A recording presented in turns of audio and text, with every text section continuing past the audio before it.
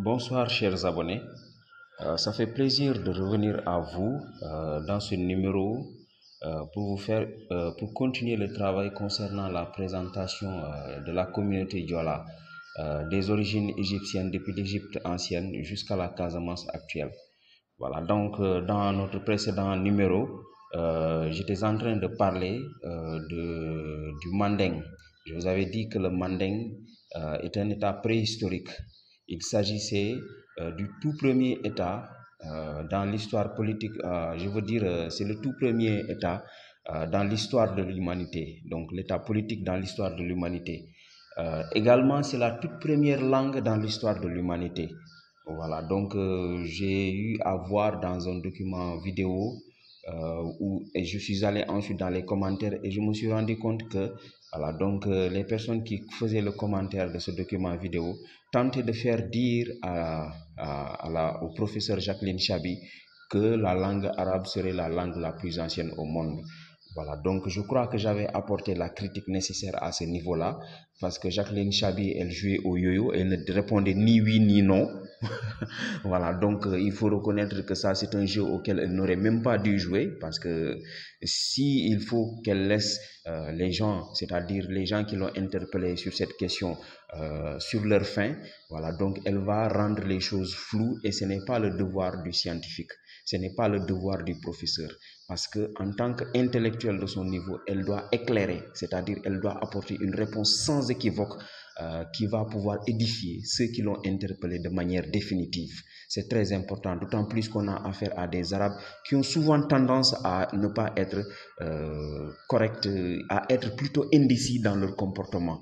Donc, en aucune manière, la langue arabe ne pourrait être la plus ancienne langue au monde. Non, la langue la plus ancienne au monde, c'est le manding. Voilà, donc le manding, ce n'est pas ce que nous considérons aujourd'hui comme le manding. Quand on prend le saucé pris à part, on veut dire que c'est le saucé seulement qui est manding. Ou bien quand on prend le soussou pris à part, on dit que c'est le soussou seulement qui est manding. Ou je ne sais pas moi, quand on veut prendre je ne sais pas quelle autre langue prise à part, on veut dire que c'est le manding. Non, le manding était un état préhistorique. Voilà, donc aujourd'hui, s'il faut dire qui est manding en Afrique, ce sont les Africains autochtones, les Africains originels, voilà, donc qui appartiennent à des communautés ethniques qui n'ont jamais quitté le continent, qui ont vu le jour sur le continent et qui n'ont jamais été autres que des communautés appartenant à ce continent. Bon, j'évite d'utiliser le mot Afrique parce que c'est un mot sur lequel je compte revenir plus tard pour vous dire ce qu'il en est.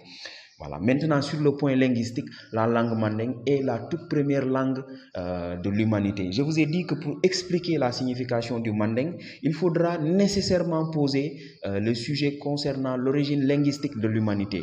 Or, l'origine linguistique de l'humanité et ça fait partie de ces sujets que je n'ai vu nulle part qu'on l'a traité. Si vous avez vu quelque part où l'on a traité de ce sujet, notamment l'origine linguistique de l'humanité, ben, il faudra me l'indiquer dans les commentaires parce que moi, je n'ai jamais rencontré un travail qui a été consacré à l'origine linguistique de l'humanité. Donc, je considère que ça fait partie de ces sujets-là qu'on a occultés. Et je sais pour la bonne raison, c'est que voilà, ce sont de ces sujets-là, si on les traite à fond et de manière objective, on va démystifier l'homme blanc. Parce que l'homme blanc, c'est un humanoïde, mais ce n'est pas un humain. Je reviendrai dans un autre numéro pour vous dire clairement ce qu'il en est concernant l'homme blanc, ce qui le différencie de nous. Peut-être même que je vais en évoquer un peu ici. Voilà. Donc, mais vous allez vous rendre compte que pour traiter justement de la signification du mot manding, il faudra donc nécessairement poser le sujet concernant l'origine linguistique de l'humanité. Et c'est un sujet, l'origine linguistique de l'humanité, on ne peut pas l'épuiser, on ne peut pas vider ce sujet-là sans qu'on ne touche au côté métaphysique des sciences. Vous savez, moi, à l'université, j'avais proposé de faire des recherches sur la littérature et les sciences occultes. Mais lorsque je disais cela, j'étais complètement, c'est-à-dire j'avais le seau vide. Quand on va à la quête du savoir, on y va avec un seau vide. Voilà. Donc, je ne connaissais rien dans le sujet, mais pourtant, j'avais entrepris de faire des travaux dans ce domaine-là, notamment la littérature et les sciences occultes. C'est comme ça que j'avais formulé le sujet dans mon rapport de recherche de 3e cycle, c'est-à-dire le niveau DA, diplôme d'études approfondies à l'université Cheikh Anta Diop. C'est comme ça que j'avais formulé le sujet, c'est-à-dire littérature et sciences occultes. C'était ça mon objectif. Mais lorsque je suis allé dans le fond du travail, en ce moment-là, je faisais l'accès à la connaissance directe, donc il n'y avait plus de coaching puisque je n'étais plus à l'université, je ne me suis pas inscrit à l'école doctorale. Donc j'ai fait un travail comme Cheikh Anta Diop l'a recommandé, c'est-à-dire l'accès à la connaissance directe sans coaching. Je suis allé avec mes propres moyens, d'autant plus que j'avais une méthode de recherche dès la maîtrise, hein. C'est précoce, mais voilà, donc moi j'ai ma méthode de recherche et c'est ce qui me permet de pouvoir évoluer en toute confiance. Et lorsque j'ai fait des recherches pour savoir exactement ce qu'il en était avec ces sciences occultes, je me suis rendu compte que tout ce que nous avions comme préjugé, comme présupposé, il n'en était rien du tout. Par exemple, je vous donne une supercherie sur laquelle pratiquement tout le monde trébuche là-dessus. C'est-à-dire, nous tous, d'ailleurs, si vous voyez mon sujet tel que je l'ai formulé, la littérature et les sciences occultes. C'est-à-dire, quand on dit les sciences occultes, on est tout de suite porté à croire qu'il s'agit d'une série de sciences différentes de la série de sciences que nous connaissons. C'est-à-dire quand vous allez à l'école, vous étudiez les mathématiques, vous étudiez la littérature, vous étudiez l'histoire et la géographie, vous étudiez les sciences physiques de la Terre et de, je ne sais pas, de l'espace. Nous, on parlait de sciences naturelles. Maintenant, on parle de SVT. Voilà. Donc, sciences de la vie et de la Terre. Voilà, donc il y en a d'autres qui étudient la technologie, il y en a d'autres qui étudient la physique et la chimie, etc. Donc cette série de sciences que nous étudions à l'école, on a l'impression qu'il s'agit d'une série différente quand on parle des sciences occultes. Mais en réalité, il n'en est rien. En fait, quand on parle des sciences occultes, la formulation, elle n'est même pas bonne. Ce qu'on aurait dû dire, c'est étudier l'aspect métaphysique des sciences. Voilà ce qu'on doit dire. Parce que quand on va étudier ce que l'on est porté de penser que ce seraient les sciences occultes, on va se rendre compte qu'il ne s'agit en fait que de la littérature, il ne s'agit que des mathématiques, il ne s'agit que des sciences physiques et chimiques, il ne s'agit que des sciences de la vie et de la terre, il ne s'agit que de cela, mais à un niveau différent, ou si vous voulez, dans une dimension différente. Donc, il ne s'agit pas d'une série de sciences différentes. Il s'agit de la même série de sciences que nous connaissons, mais dans une dimension différente ou à un niveau différent. Voilà ce dont il est question. Déjà, il y a de la supercherie quand on dit les sciences occultes, comme s'il s'agissait d'une série de sciences différentes.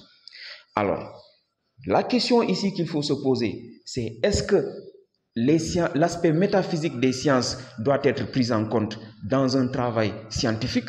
Ça, ce n'est même plus une question quand on découvre cette supercherie-là concernant l'aspect métaphysique des sciences. Moi, je ne disconviens pas qu'on n'enseigne pas ça à l'université, mais que certains professeurs comme Jacqueline Chabi, que certains intellectuels, que certains scientifiques montrent du scepticisme quand on fait un travail de recherche scientifique et qu'on y invoque des noms du genre Dieu, ou bien, je ne sais pas moi, le Saint-Esprit, ou bien quand on parle de l'ange Gabriel. Allez-y voir les travaux de Jacqueline Chabi sur YouTube. Vous allez voir, elle montre du scepticisme quand on parle de l'ange Djibril. Comme si on n'aurait pas dû parler de l'ange Djibril. Elle, Jacqueline Chabi, pourtant, elle conçoit les juridictions comme étant fiables, dignes de source. Elle n'a pas le choix. D'autant plus que quand elle prête serment, elle va prêter serment sur la Bible ou sur le Coran. Elle va prêter, quand elle va jurer devant un tribunal, une juridiction quelconque, elle va jurer sur une Bible ou sur un Coran. Que ce soit dans les législations, que ce soit dans les juridictions, que ce soit dans les institutions politiques.